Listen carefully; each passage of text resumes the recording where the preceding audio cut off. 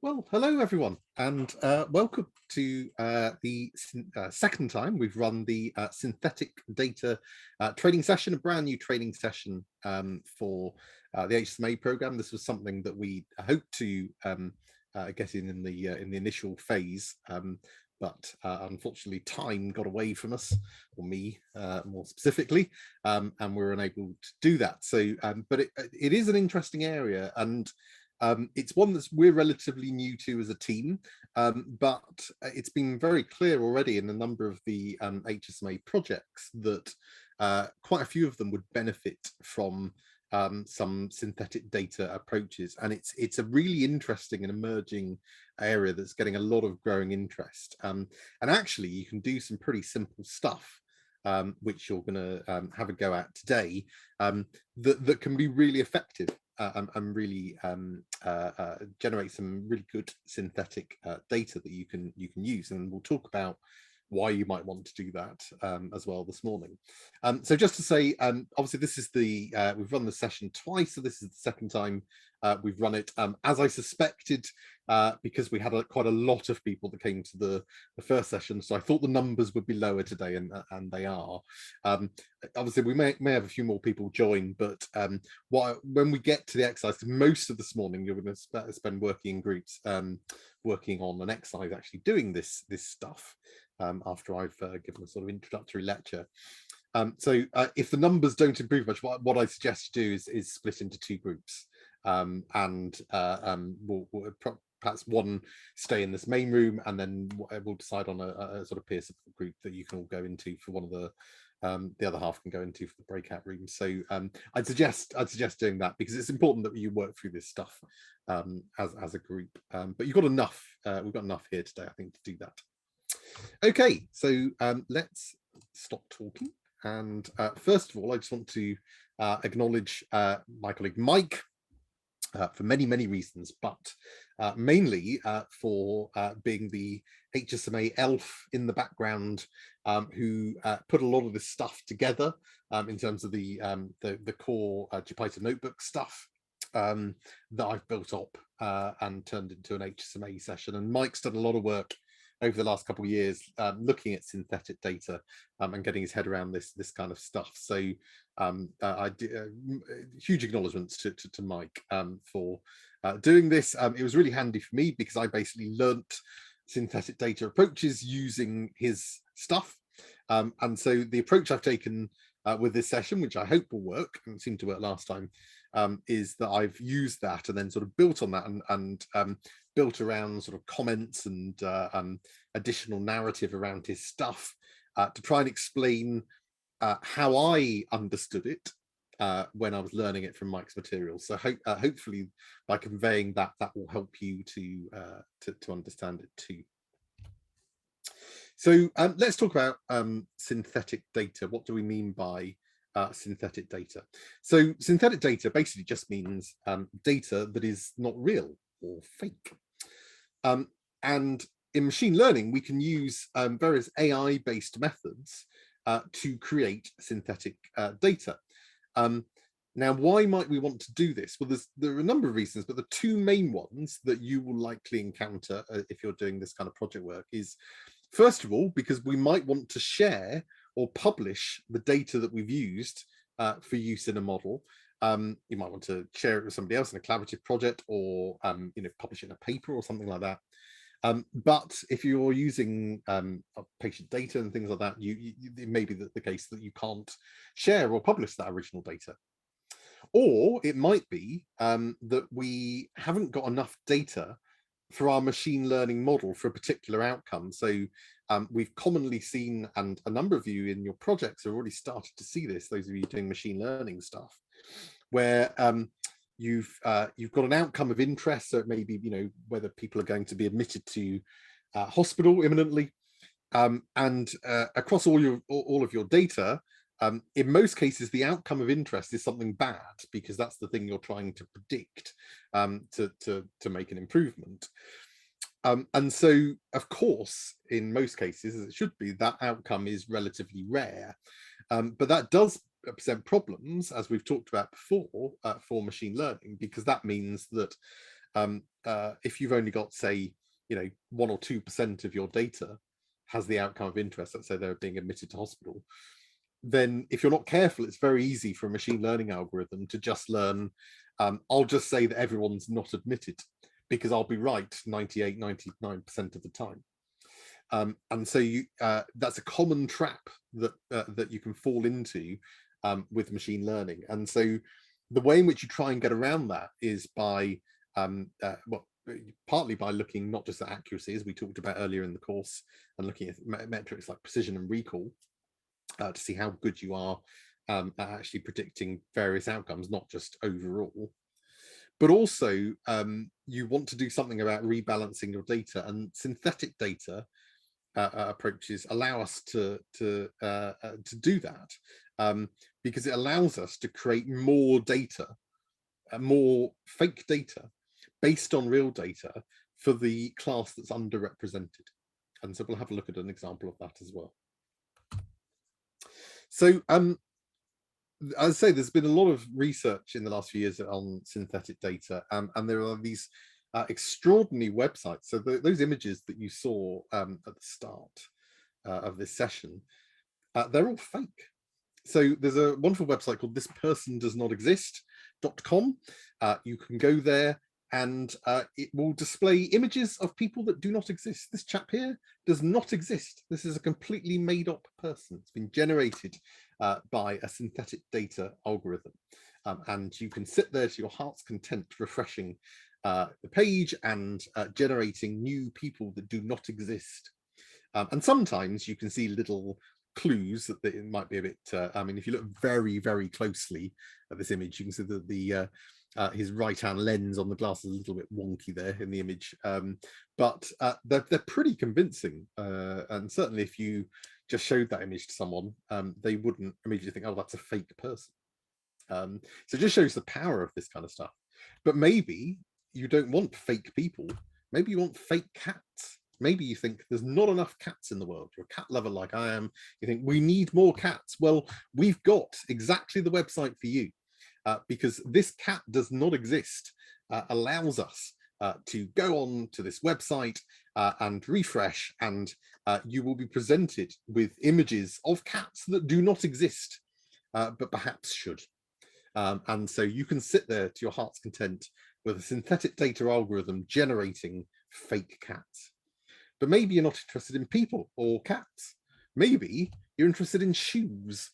Well, if you think there should be more shoes in the world, you can go to thisshoedoesnotexist.com. And this website will allow you to view images of shoes that do not exist. Some of them are pretty out there, I have to say. It's quite an interesting one to view the images for.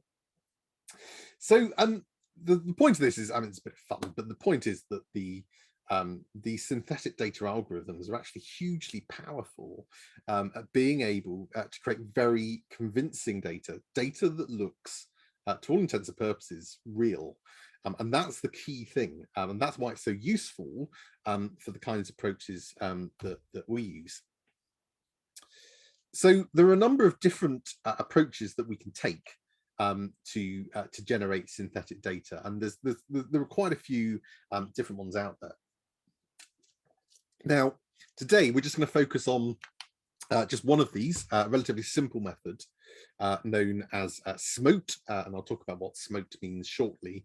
But there are other methods. I'm going to just touch on two of them just to sort of briefly make you aware of roughly how they work, just so you're aware. And if you are particularly interested in synthetic data, then it's worth exploring some of these alternative methods as well to explore how these other methods may give you better synthetic data in certain circumstances. Much as in machine learning, we don't always use exactly the same approach. You know, we might use a logistic regression in one case because that seems to perform very well, but in other cases, we might need to go to a neural network type model, for example. So, as ever with this kind of stuff, it's a bit of an art form. You try different approaches, but we will show you today that the SMOTE method, whilst being a relatively simple method, is actually pretty powerful, and it's a good one to start with. But we're also going to talk, I'm going to talk very briefly now just about variational autoencoders, VAEs, and generative adversarial networks, GANs, which I particularly like these in terms of their approach. So let's start with variational autoencoders. I'm not going to go into the details of this because mainly because it's quite complicated. And whenever you sort of Google stuff on VAEs, one of the first lines is always, yeah, they're quite complex, and they are at their heart. So I'm going to do my best to try and explain broadly how they work. So VAEs, variational autoencoders, are basically a type of deep neural networks, the sort of thing you've seen in the course before. Basically, they work using a kind of two-step process. So they kind of take the original data and then they decode the way in which that data is distributed. And then they re-encode it again using that distribution. So it gets some sense about how the original data is kind of spread out. And then it tries to create it, so decodes it, sort of disassembles it, and then reassembles it, whilst trying to achieve two competing objectives. One is to try and minimize the reconstruction error, in other words, to try and get data that is as close to the original data as possible. So reconstruction error is basically just how far off from the original data are you, but also trying to maximize the variance of the distribution in that encoding layer. And because these are competing objectives, essentially what it's trying to do is trying to create data that is similar enough to the original data to be useful, but also different enough that it counts as synthetic data. And you can, with VAEs, you can kind of tweak the parameters, so you can try and get closer to one objective than the other. I want to be closer to the original data, or I want to be slightly further away. What's kind of more important to you, and you can adjust those things. So basically, it's trying to kind of work out how the original data is distributed. It then sort of disassembles it and then reassembles it, and it's trying to meet those competing objectives, and trying to create data that is close to the original data, close enough that it can be used as a proxy for it, but not so close that it's near identical. So if you want to learn a bit more about VAs, I found these two links quite useful. And this image comes from I can't remember which one, actually, I should have put that down, but one of these links, and have a read of those. They're quite good explanations about how VAs work, if you're interested in that kind of thing. Okay, so we're not going to go into VAs today, nor are we going to go into these, but again, I will just explain roughly how they work. So generative adversarial networks, or GANs, these are basically a type of approach where you've got two neural networks that are working competitively. One is called a generator, and the other is called a discriminator. And basically what the generator is trying to do, the generator's role is to try and create synthetic, gets given a sample of real data, and it tries to create some synthetic data based on a random sample of that real data.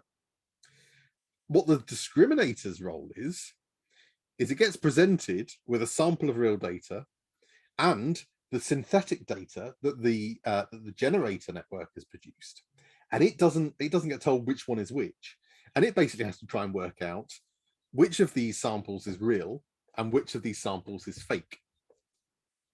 Now, importantly, the two networks during the time they're being trained are linked. So the generator knows how the discriminator is making its predictions and will gradually get better at making more realistic fake data. But at the same time, because of that, the discriminator is gradually getting better at making predictions with increasingly difficult to differentiate samples. So the generator is getting better and better at making synthetic data that is difficult to tell apart from real data. But the discriminator is then trying to get even better at identifying for harder problems where data is very hard to differentiate which is real and which is fake. So essentially, it's kind of reinforcing that they reinforce each other. They're trying to outsmart each other.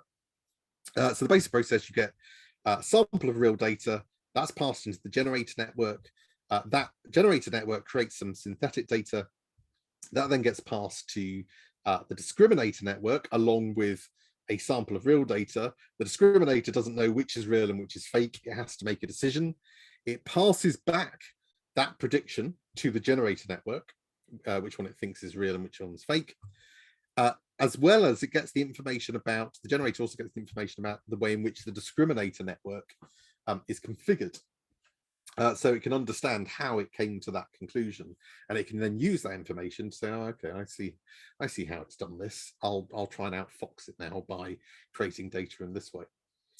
And they turn out to be really powerful because you get this kind of reinforcing loop where they're both trying to get better and better by trying to outsmart each other. It's a little bit like in the real world, think about hackers and sort of virus protection software manufacturers, where as hackers get better at doing what they're doing, the security software people get better at doing what they're doing, and then the hackers get better. And it's that kind of thing where you've got two sort of competing bodies that are understanding how they're doing, the other is doing things, and that's making them better at trying to play their role, and then the other side is then also getting better at trying to outfox them. So it's a very similar kind of setup. So they're really interesting. It's worth having a look at those things. So that's VAEs and GANs, and as I say, we're not going to go into detail about those, but I just wanted to flag mocks. They're pretty widely used in synthetic data in particular. But the main thing we're going to talk about today, and that you're going to have a go at doing this morning, is SMOTE. So SMOTE stands for the synthetic minority oversampling technique. Okay, which sounds very grand, but it's basically a type of oversampling or data augmentation approach where we're trying to create more data by sampling more than we have available. And SMOTE is one of the most common approaches for trying to create synthetic data, where you're trying to augment the data in an underrepresented class. So as we talked about earlier, where you've got the problem of you're trying to predict which patients are about to be admitted to hospital, but only 1% of your data are patients that are admitted. So you can use an approach like SMOTE to say, okay, well, I'm going to create some more. I'm going to take that 1% of data and I'm going to use that to create some more data so that I can rebalance things a bit. And then hopefully my machine learning algorithm will get better, not just at, it won't just say everybody's not going to be admitted because I'm right 99% of the time, but it'll get better at predicting when they are admitted as well, not just when they're not. And basically the way SMOTE works is it creates new data points that are close to the original existing data points. So let's talk through how SMOTE works. What I'm going to do for this example, I'm going to use a two-dimensional example here. So essentially we're representing a problem with two features. Now, that's not a very interesting machine learning problem if you've only got two features. And in reality, of course, you may have many dozens of features in some of your models, but the principle will be much easier to visualize in 2 dimensions. If I try to explain it to you in 36-dimensional space, your head will hurt, certainly mine will. Let's explain it in 2 dimensions for 2 features, and then once you understand that, you think, well, that's basically how it's working, but just multiplied up into multi-dimensional space. Okay, so let's imagine we've got our data and we've got 2 features in our data. We've got age and we've got BMI. So these data points here may represent patient records in our data set, with each one having a certain age and BMI value. Okay, so this one's got is quite young with a low BMI. This one, this one's quite old. I mean, with a low BMI. This one's quite young with a high BMI. And so we can imagine plotting all of our data points. And of course, you can imagine if you had 36 features, you'll just be plotting them on a 36-dimensional graph, essentially. but let's stick with the 2 to save our heads. So what we're going to do, the way the smoke method works, it picks one of our data points at random. Let's imagine let's pick this one here.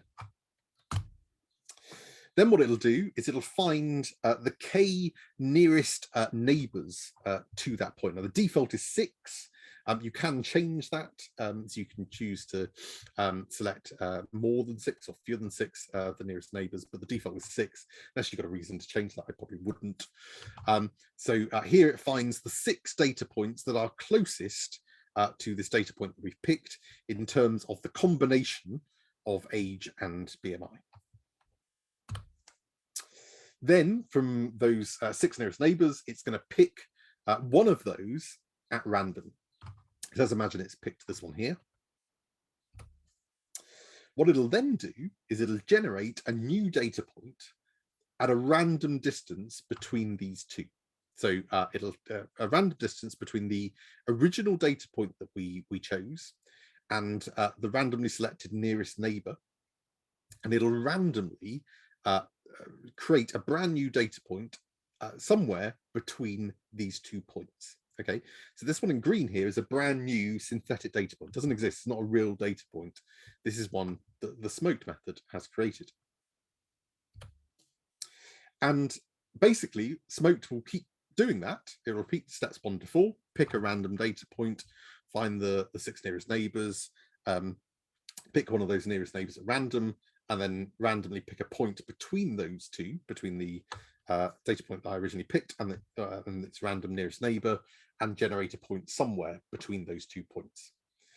Now, important to note in the smoke method that the synthetic data points are not candidates for selection. So this newly created data point here can't be selected because it's one of the newly created ones. It doesn't exist. So it will only do this for the real data. Otherwise, you get into all sorts of problems if you started picking the fake data. So, quick question. Why is it important, do you think, that the distance between the 2 data points, i.e. the one that you originally picked and its random nearest neighbor, you're going to randomly pick a point between these 2 points to create your synthetic data point, your new one. Why do you think it's important that it's random?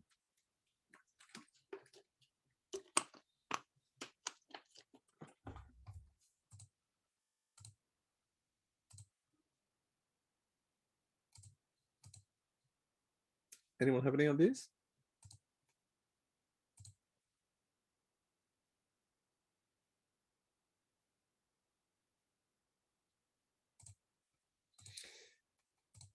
Oh, yeah. Alexandra, you got your hand up? Hi, yeah, I was thinking if it isn't random and you're continually doing this, you'll end up with a pattern in your data, whereas actually you want something to be random, but random within the curve that your data is suggesting. Yeah, that's a good point. So yeah, you could, certainly that would be a problem. If you had them at fixed intervals, then potentially you could be creating an inherent pattern there that you may not want. So yeah, that's a really good point. There is an even more pressing issue though, and that is, let's go back to our original reasons for doing this. So remember, there are 2 key reasons. Now, one of those reasons is that we might want to be creating synthetic data because we need to be able to share or publish it in some way, and we can't do that with the original data. Now, if all of the data points were at fixed intervals, so we knew, let's say they're exactly halfway, we said put wherever your randomly selected point is, and make it halfway between those two points. The issue with that is that if someone knew that, you could then start to reverse engineer it and get back to the original data because the same rule has been applied. So it's really important that's kept random, so you don't know where the original data points are. You can't reverse engineer that. So that's basically how smoke works. So it's actually a pretty simple method, but it turns out to be pretty effective. And don't worry, you don't have to do all of this, all of the coding of this by hand. As you'll see in the exercise this morning, there are packages that allow you to do this. You're going to use one of them that basically allow you, you feed in the data you need, and it will pick the data points and generate the data points, however many you need, and stuff like that. Now, a few things to say about the smoke method. So the data points that Smoked will generate will always be floating point numbers. Remember, floating point numbers from earlier in the course are basically just numbers with decimal places. That's the floating point to the decimal place. Now, that's fine for some of our data, but of course, very often, the features in our data might not be floating point in nature. So if we think back to the Titanic example, quite a lot of that data is not floating point data. So we might have integers, whole numbers, and it may make no sense to have a floating point number for I don't know, number of siblings, for example, on board. You don't tend to have 2.6 siblings. We may have binary or Boolean data, ones or zeros, or true or false. Did they survive or die? That's a Boolean. That's not a floating point number. And we might have categorical data, i.e. It belongs to one of these categories, what class was the ticket holder, for example. And in a lot of cases, your data will fall into one of these. So you're not always going to get this. You will have probably some floating point data, but very often your data will be in one of these forms. So we need to deal with that in some way, because Smoked will generate floating point numbers for everything. So we need a way in which we can deal with that for features where floating point numbers don't make sense. Okay, and there's different ways we could do that. So I'm going to talk you through how we're going to deal with it today, and how you're going to be doing it in your exercise this morning. So for integers, actually that's pretty easy, and you can probably guess how you would do that. So basically, we just take whatever floating point number has been generated, and we round it to the nearest integer. So if it's number of siblings that we're trying to generate, and we generate a synthetic data point for number of siblings of 2.6, then we'll say, okay, we'll round that up to 3, and we'll use 3 as the synthetic data point for that entry. So that's pretty easy. We can imagine that makes sense.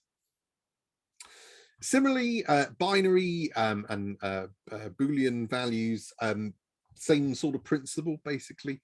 But what we'll do is we'll make sure that all of our binary or Boolean values are coded as zeros and ones before we generate the synthetic data. So we've got, we use 0 for false, 1 for true. And then when we get our synthetic data points, they will always generate between those 2 points. So it'll always be between 0 and 1. Now you will see when you come onto the exercise this morning, there will be a bit in it where it does something where it makes sure that nothing is below 0 or above 1. Now with Smoked, that can't happen because of the way it works. It'll always pick a point between those two. But for other approaches, it might. So you'll see how you can make sure that it's always between 0 and 1 for a binary or Boolean for various other approaches. But basically, we'll pick a number. So we'll make sure everything's zeros and ones, and then it'll generate a synthetic. Smoked will generate a synthetic data point that's between those two. So it might be 0.3. And then we'll just, as we did for integers, round our synthetic data to the nearest integer. So it'll either go to a 0 or 1. So 0.3 will go down to a 0, and we'll say, in which case that synthetic value is false. Okay, so both of those are fairly straightforward. Categorical just needs a little bit more thinking about it. So categorical data, and you've seen a little bit of this before in the Titanic data. So before we generate the synthetic data, we need to make sure that our categorical data is one hot encoded. And you've seen an example of this in the Titanic data about how we deal with this for machine learning. Let's just remind ourselves. So let's imagine our categorical data is which ward a particular patient is on. One hot encoding basically says, because remember the neural networks, we can't deal with text, we need to feed in numbers. So the way we deal with that categorical data is we have a separate feature for each category value, and then we set one of those columns to 1 which represents the one that's true, and then all the rest would be 0. And that's known as one-hot encoding. Okay, so here we've got 4 features: ward 1, ward 2, ward 3, ward 4. Those are the 4 possible wards. And then we've got our various patients. So we can see patient 1. Patient 1 is on ward 2. Patient 2 is on ward 1. And in each case, that value is set to 1, and all the rest are set to 0. So we can see at a glance which ward each patient is on, and that's one-hot encoding. Okay. One-hot encoding, it can very quickly extrapolate out your data, your feature sets, because obviously if you've got quite a lot of features that are categorical, and you might have 10 different categories for one, 20 for another, you have to have separate features for all of those things. So it can be a bit of a pain. And sometimes you need to think about whether it makes sense to have those categories in your learning. But so for this purposes, we need to make sure it's one-hot encoded if we're going to generate synthetic data from it. Once it's in that form, we can generate the synthetic data. Now, remember, the smoked method will generate floating point numbers for each of these columns. Okay, so let's imagine it's created a new data point here, and it has a value of 0.347 for ward 1, 0.789 for ward 2, 0.987 for ward 3, 0.458 for ward 4, because it'll create floating point numbers for all of these.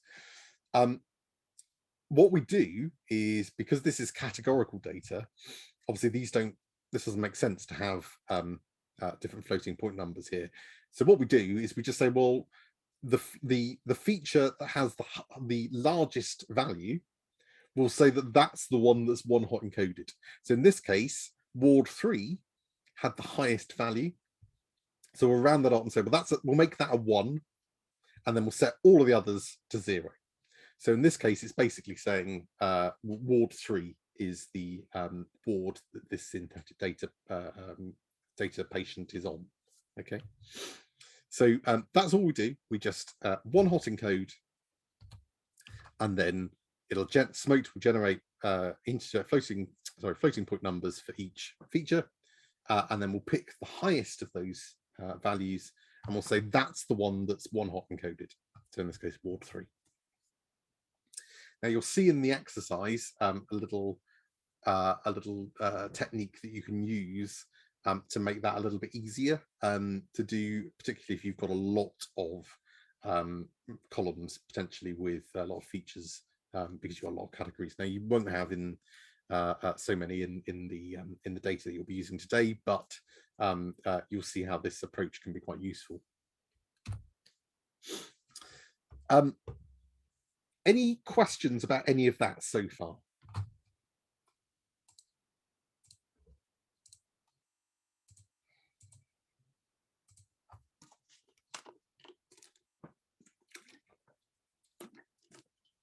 No?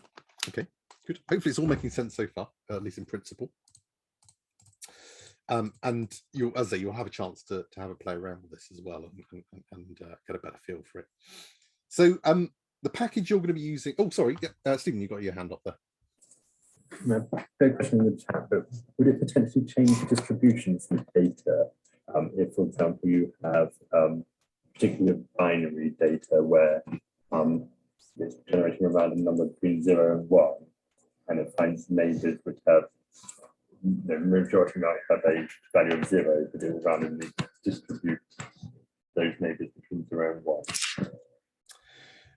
Yeah, so this is the thing that's a bit more difficult to get your head around. So and this came up last time as well. So when you're generating synthetic data, you're not just generating it based on one feature. It's the combination. So you're generating new data points that have a particular combination of features. So they should, if there are distributions in the real data, it shouldn't affect that, because essentially you're creating it from your new data points based on a combination of features. You're not just looking at age, it's looking at a data point that has age and BMI and which ward they're on and when they were admitted, and it creates a new data point based on all of those things.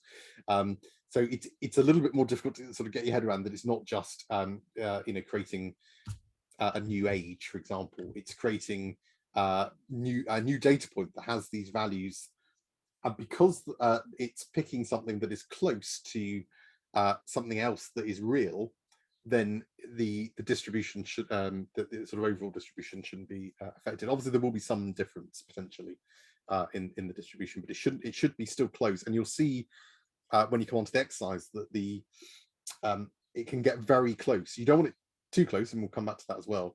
But there's ways you deal with that.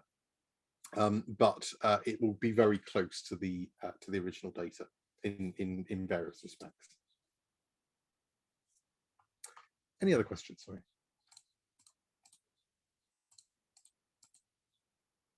No? Okay.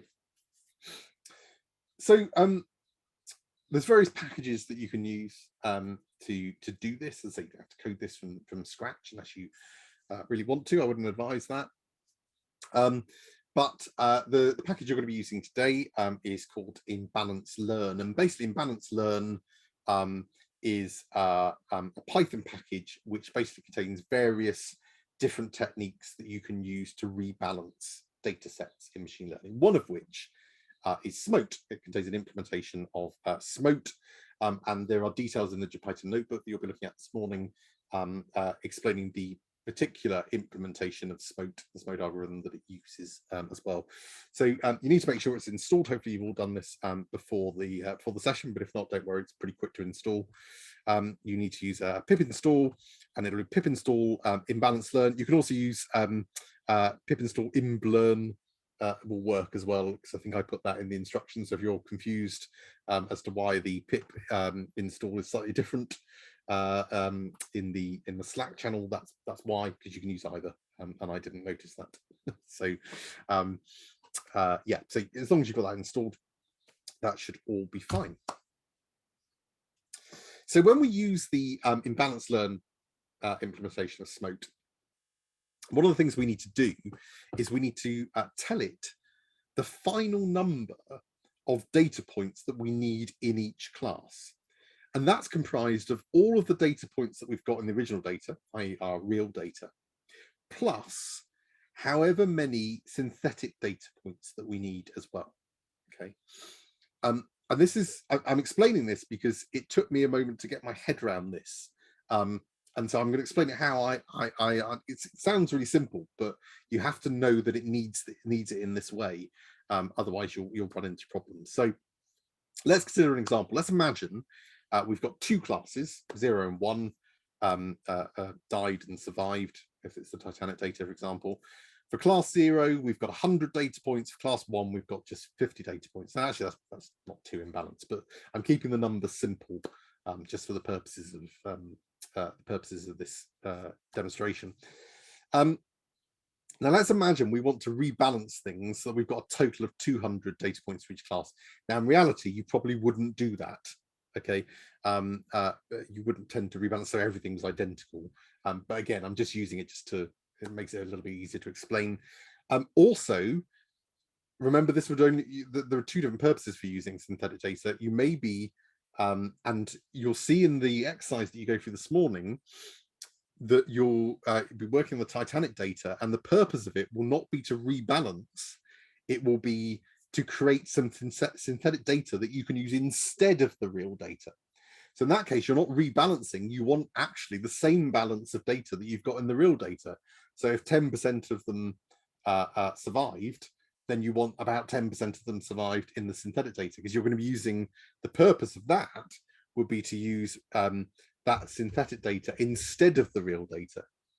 And that's different to using it to rebalance, where you're saying, I haven't got enough cases where the patient's admitted to hospital, so I'm going to need to create some more, and I'll use that as well, those synthetic data points, as well as my original data, using it to augment it. So there's slightly different purposes. Remember, and this came up last time, so it's worth flagging up, because when you go through the exercise this morning, you'll see there's a bit where you take the original ratios of survived and died, and you make sure it broadly matches that.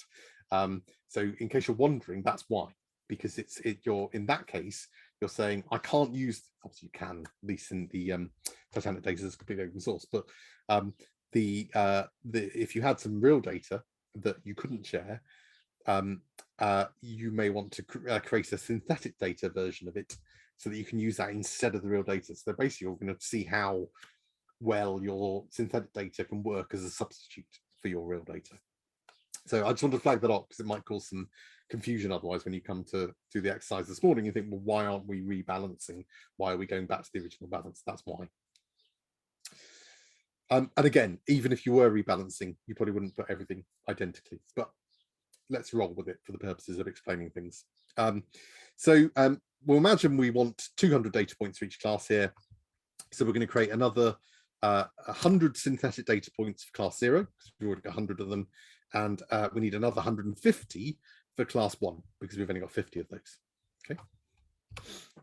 So here's how the smoke implementation works in Imbalance Learn. At first, we need to tell it how many total data points we need for each class. Now that's 200 in each case here. And remember, that's the number of data points we've got in the original data, which is, so for class 0, that's 100, for class 1, it's 50, plus however many new or synthetic data points we want for that class. So we need another 50 in class 0, and we need another 150 in class 1. This probably all sounds very straightforward at the moment, but you'll see why I'm explaining that when you come onto the exercise. So basically the way Smoke works is it now knows that it's got 200 slots to fill for each class. And it first fills up those slots using the original data. Okay, so it says, okay, I want 200 for class 0 and 200 for class 1. I've got 200 slots available. In class 0, I'm going to fill the first 100 slots with my original data points. And for class 1, I'll fill the first 50 slots with original data points. So it'll always fill the first slots with new data, with the original data. Now this is important because when you go to specify how many data points you want, if you don't think about it in this terms, then you might say, well, I want 100 for class 0, and all it'll do is it'll just fill it up with the 100 original data points. Okay, so you need to think about it in this, and I found thinking about it in terms of slots helps. So I want 200 slots in total, and the first 100 for class 0 will be the original data. The first 50 for class 1 will be the original data. Then, once it's filled those slots with the original data, it'll then apply the smoked oversampling technique that we talked about earlier to generate synthetic data points based on these original data points, and it'll fill up the remaining slots. So in this case, for class 0, it'll use these 100 original data points and it'll apply the smoked method to those 100 times to get 100 new synthetic data points to fill up its total number of 200 slots. And then for class 1, it'll do the same thing, but this time it'll fill up 150. It'll do 150 times based on these 50 original data points. Okay. Now, in this case, obviously, you've got 3 times as much synthetic data as original data, so you have to be a little bit careful with this kind of stuff. And as I say, this probably isn't the way you would balance it in reality. It just makes it easier to understand. You need to be a bit careful about creating an overwhelming number of synthetic data points from a very small number of real data points, because then you're just creating a lot of synthetic data from not much real information. So just be aware of that. But as I say, in reality, you wouldn't tend to balance lots that everything's identical anyway.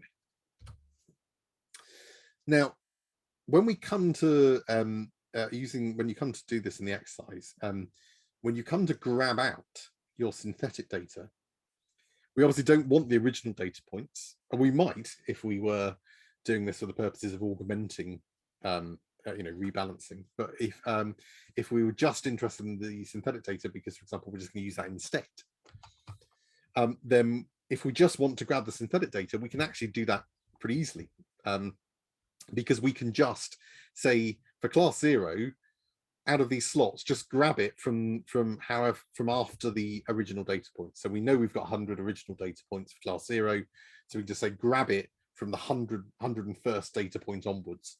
And similarly for class 1, if we just want the synthetic data, we just say grab everything from the 51st data point onwards, and we'll know that will just be the synthetic data. Okay. Now, another thing we need to do, once we've generated the synthetic data, we need to remove any data points that are either identical or very, very close to the real world data. And of course, the reason we do this is going back to exactly the point that we talked about earlier.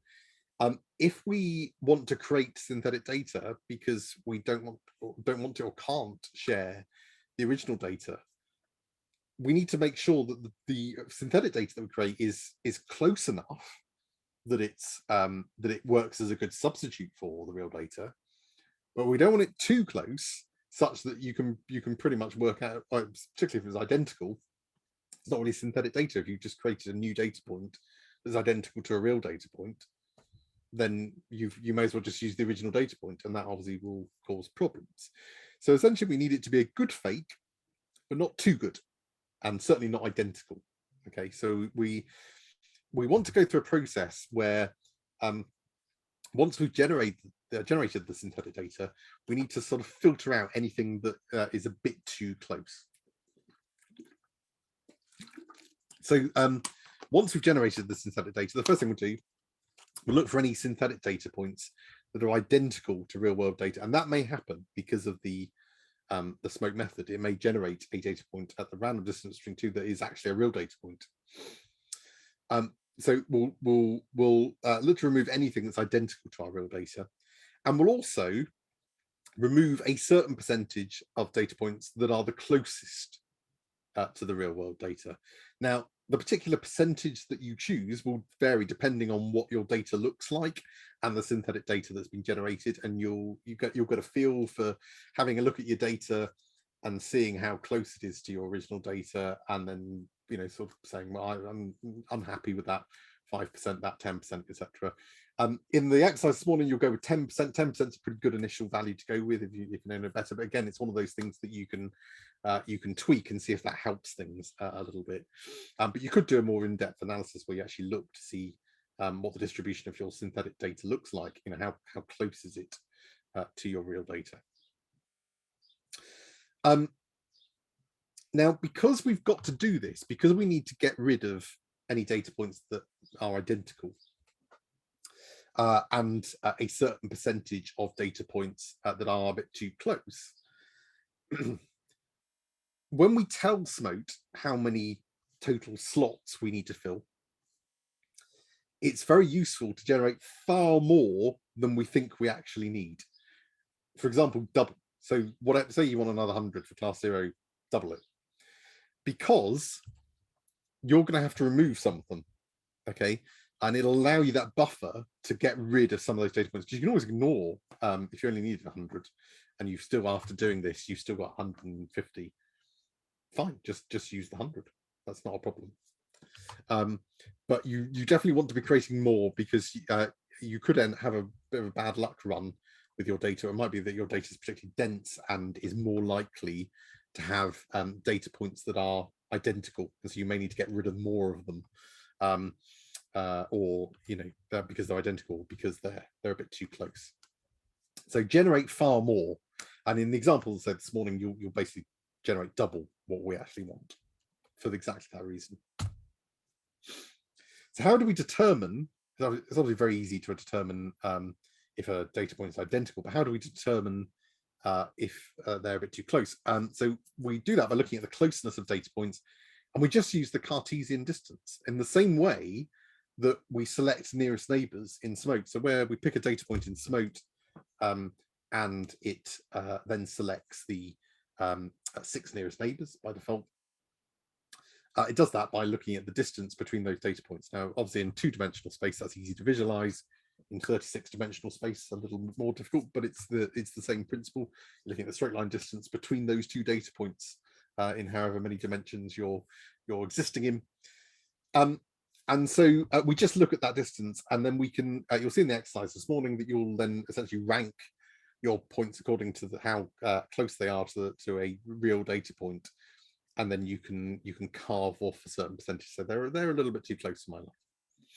So it might be, so here we've got our real data points in blue, our synthetic data points in purple, and then we look at the, for each data point, so for each synthetic data point, we look at the nearest real data point. We're not worried if it's close, what the closest synthetic data point is. We need to know this data point here that we've created, this fake data point, what's the closest real data point? How close are we to something that is real, that does exist? And in this case, it's that one. So in this case, that's the nearest real data point. This one here, that one there. They may be fine.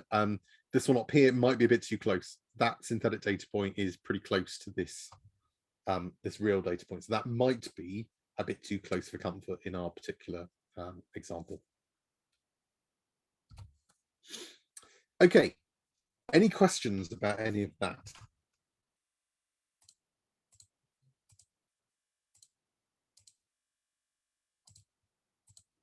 Oh, yeah, hand up, Andy. You're on mute, Andy, if you're talking. Thanks, Dan. I was just going to ask, if you've got a data set with, say, 12 points and 6 matched identically, but 6 were of acceptable distance away, what I'm just thinking about, where's the boundary between whether it's too close, for example, if across a different number of variables? Yeah, so there's no right answer to that is what I'd say. So as with most things in machine learning world, this is an art. So you have to kind of make a judge. So clearly stuff that is identical is no good for any sectors. That's easy to ditch. You have to think about what your problem is, what your data represents, to decide kind of how close is too close. So it might be that, you know, there are a huge number of features that you've got, and actually something that's pretty close between 2 data points, it still feels far enough away that it wouldn't be a problem.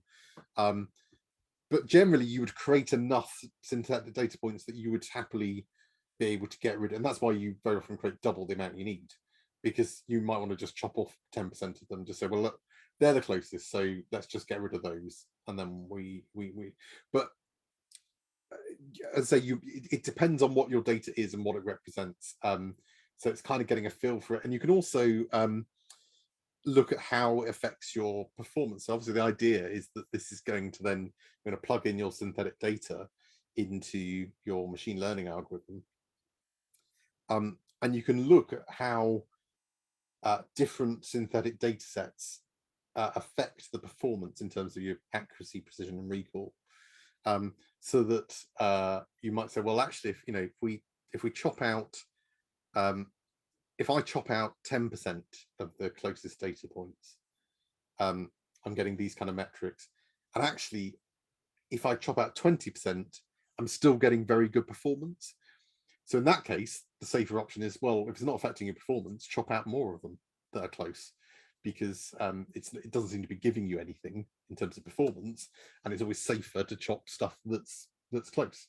But it is a bit, you have to kind of play around with this kind of stuff a little bit and get a feel for it. But it very much depends on your data. And of course, remember, it might be that you're generating synthetic data for the first purpose, which is for the second purpose, which is your rebalancing data. It might be that the data you can share the original data, in which case you're or you have no intention of sharing it anyway. You're just creating this for your own purpose, for for augmenting a particular class in your machine learning. In which case you still want to get rid of anything identical. Stuff that's identical isn't going to help you. It's not giving you it's not giving the machine learning algorithm new information. But then it doesn't matter so much if stuff is close. So you might just say, well, I'll just chop off anything that's really close to the top 2% or something. So it very much depends on what you're doing, why you're doing it, and kind of what your data looks like, basically. Thanks, Dan. Any other questions?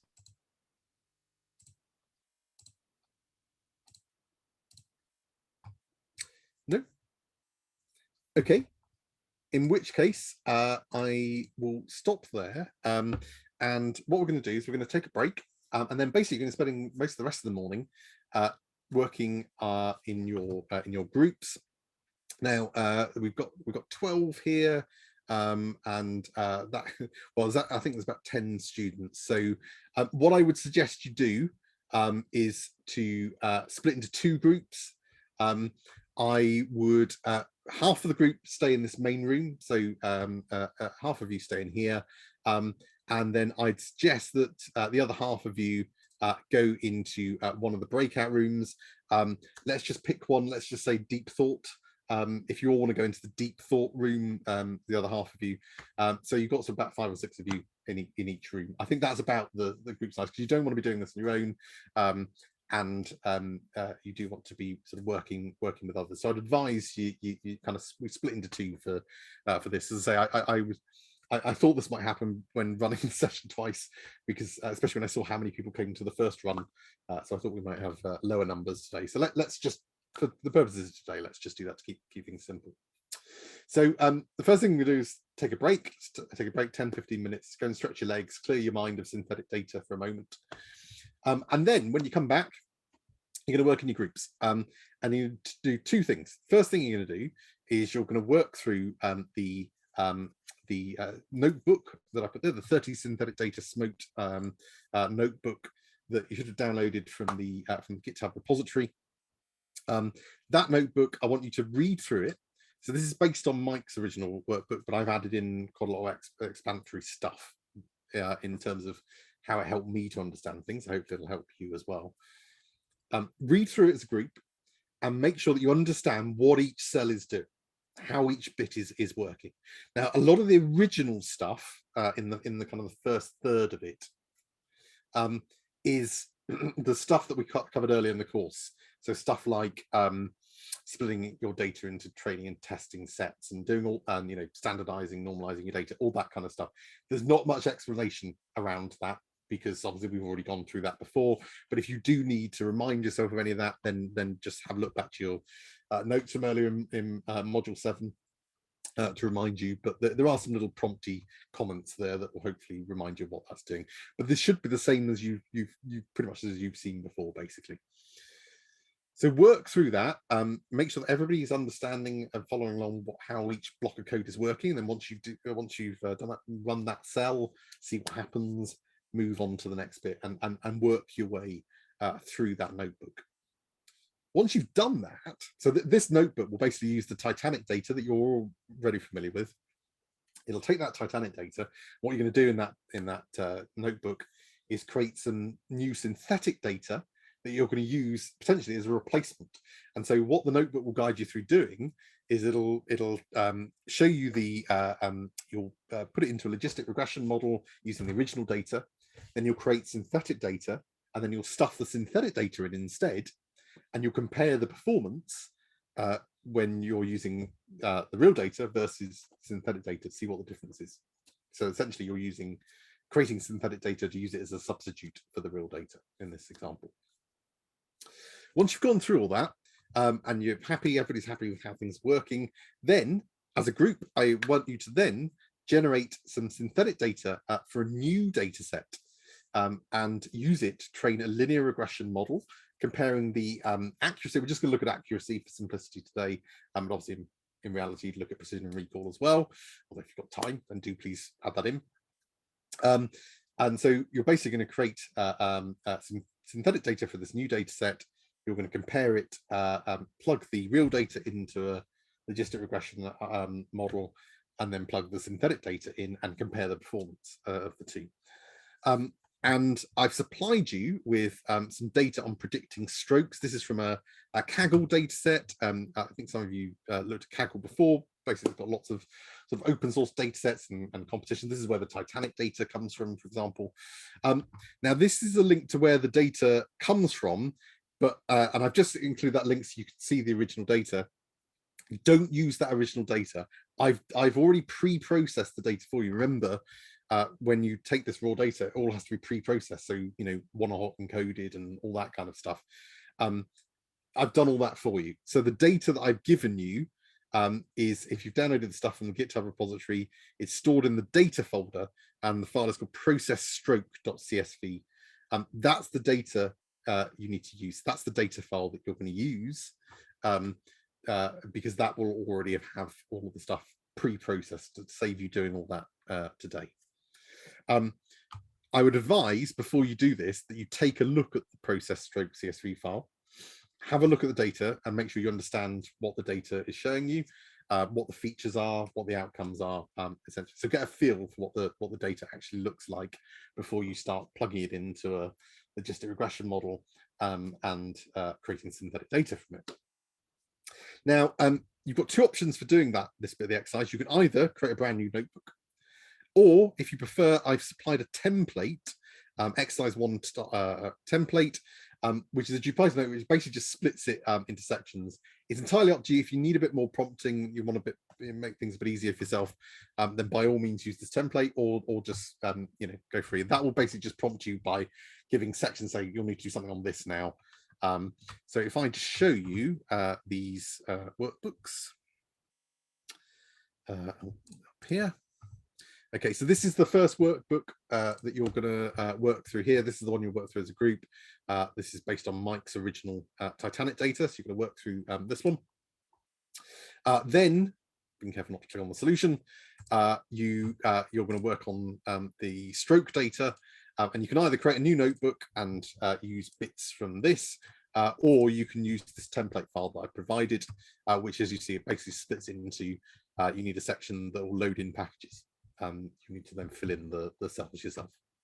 Okay, so it's entirely up to you which way around. I don't mind which way round you do that. Okay, is everybody clear? Everybody happy? Oh, why won't it stop sharing? Okay, fantastic.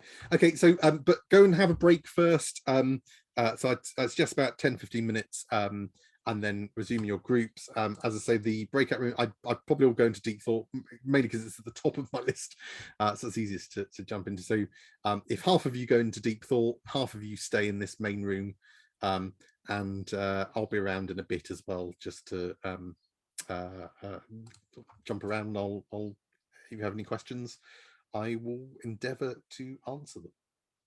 Okay, go and have a break though, and stop thinking about synthetic data for 10 minutes, and I'll see you shortly.